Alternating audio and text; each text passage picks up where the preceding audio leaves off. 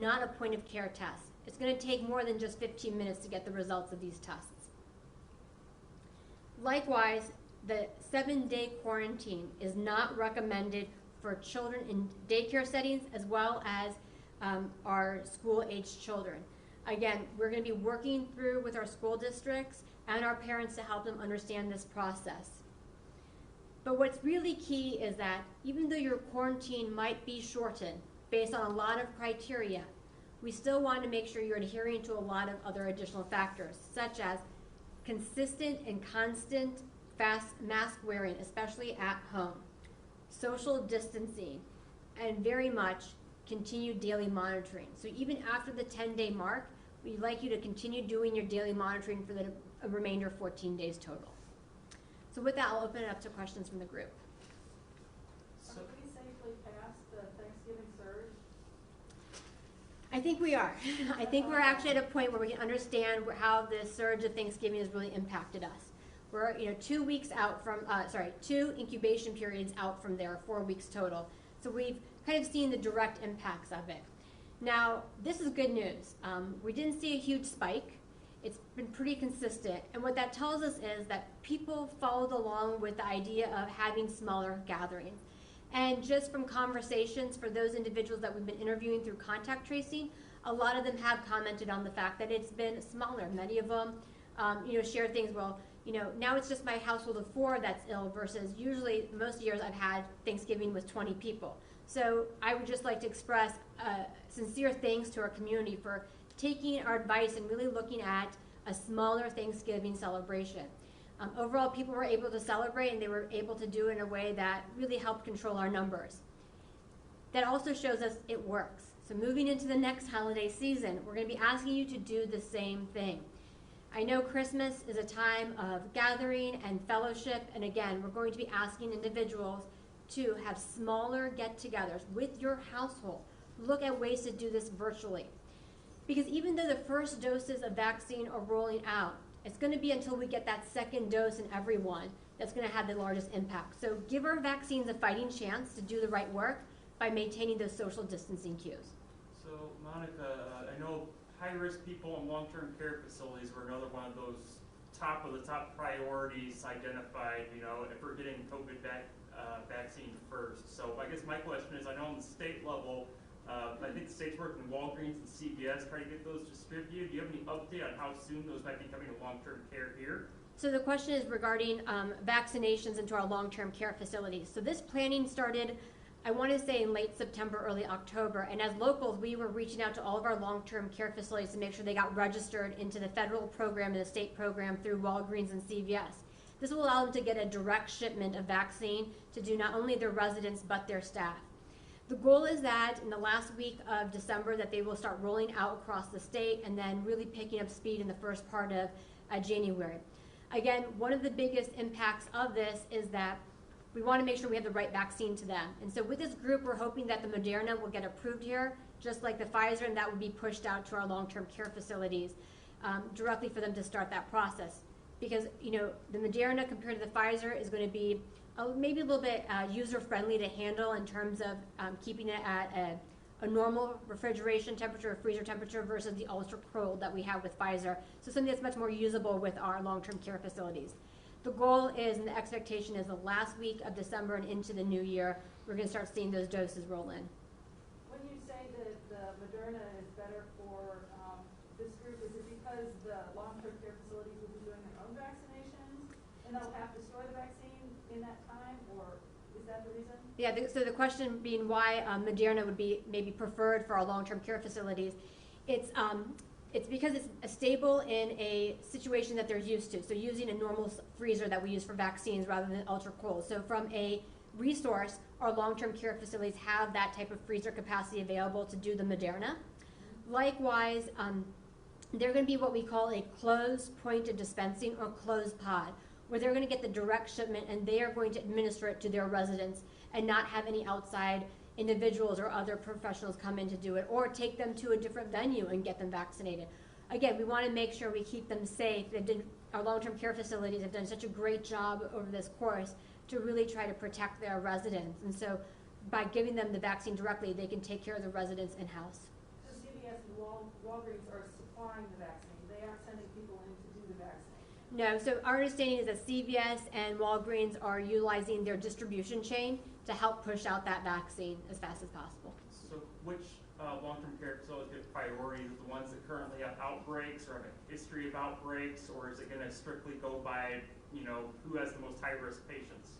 The breakdown of the prioritization of long-term care facilities right now, I think is going to be rolled out by capacity. I think they're just trying to get as much of it out as fast as possible.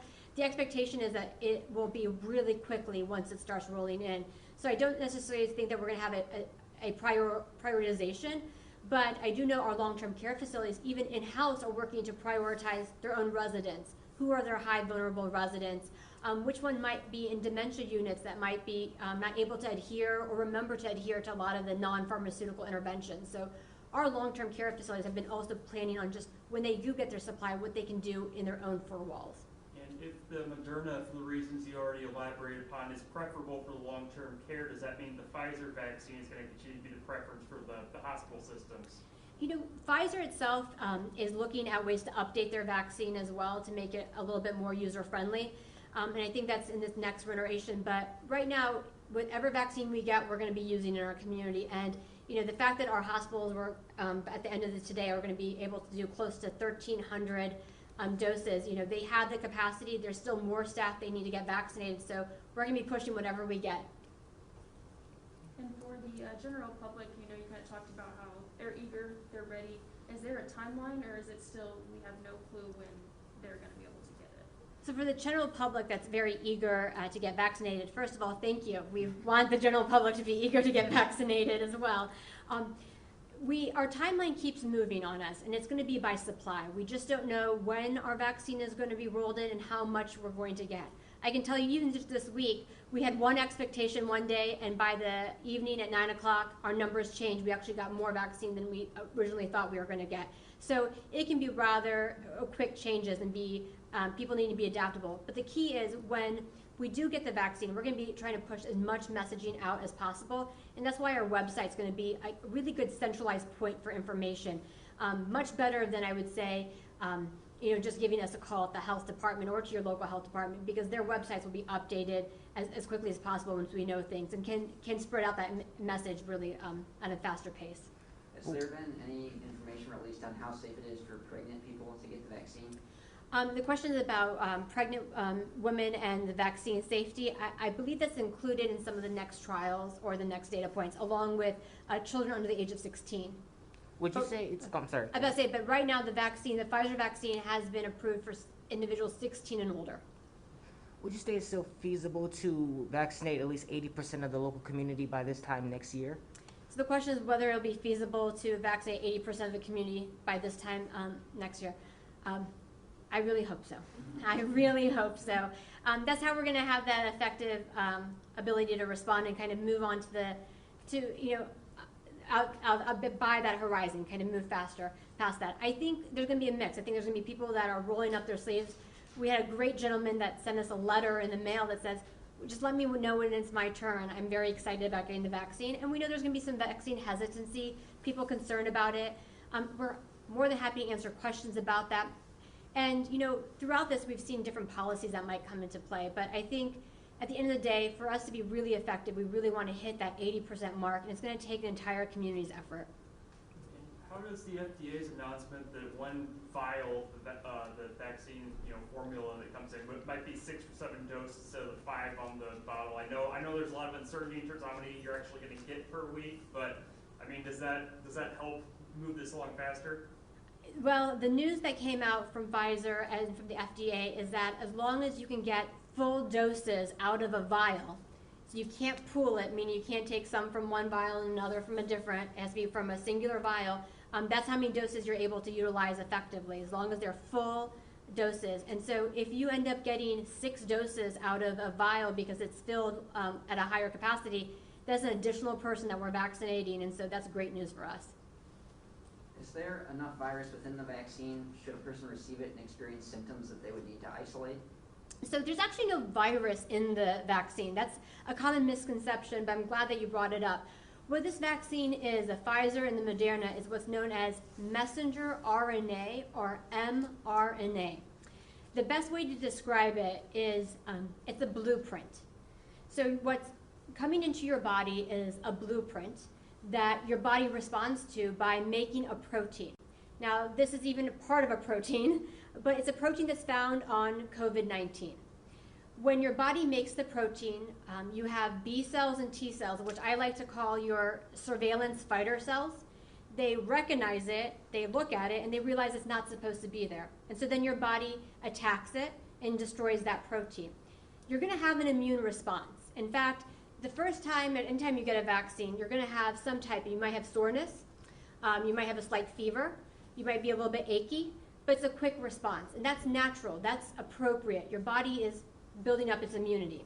That's why when you get your second dose, you might have a stronger response because those surveillance fighter cells, those B cells and T cells, they remember and they attack. So you're going to have a stronger immune response. What happens after that, though, is, of course, next time your body sees the virus outside of the vaccine, they already have that memory, and they already are primed, so to speak, to attack. So as soon as they see it in the natural setting, they're able to take down that virus. And that's the exciting part about this vaccine. But you're not getting the live virus in you. You're getting an mRNA. Is that second dose exactly the same formulation as the first dose? Yes. So the question was, is a second dose the exact formulation? It is. So whatever you get as your primary dose, whether it's Pfizer or Moderna, you're going to get the same one as your second dose.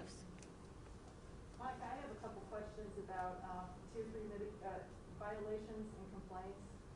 Do you know the total number of complaints that we have received, and then also the total number of citations that have been issued? I can't talk about how many, the exact number we have. I can say that whenever we receive any complaint through our Restore HOI, immediately we work with either an agency that has the most direct contact, but then we refer them out, and we also do educational points with them. And then if we have subsequent complaints, then we start issuing additional. And then the final notice that we provide, then we refer them to the state's attorney's office. Okay. So you don't have the numbers? I don't have the numbers with me. Okay. And then to clarify about something you said earlier, you said it's kind of difficult to project how many vaccines you'll be able to give out per week because of the different amounts of shipments coming in? Yes. So we don't have a set schedule yet. Usually we get notified a few days prior or even 24 hours, in this case just this week, how much vaccine we're expected to get, and then we're going to be responding as quickly as possible. Well, thank you, everyone. Just a note, because of the holidays, our next week's briefing will be on Tuesday, and also the following week will be on Tuesday as well. Thank you.